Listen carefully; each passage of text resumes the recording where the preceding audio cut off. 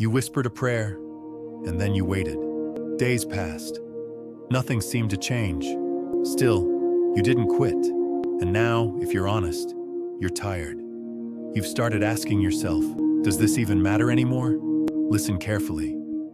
You are closer than you think. God never overlooks endurance. He honors it.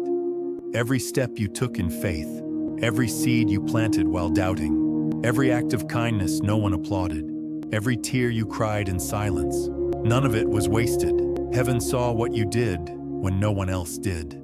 The Bible reminds us in Galatians, do not grow weary in doing good, for at the proper time you will reap a harvest if you do not give up. One day, you'll look back and realize God was moving even when you couldn't see it.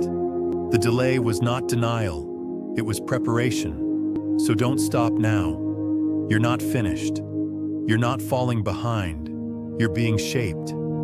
Keep going. What you've been praying for is already in motion. May peace cover your heart. May strength rise within you. If this message spoke to you, like, subscribe, and share it with someone who needs hope today.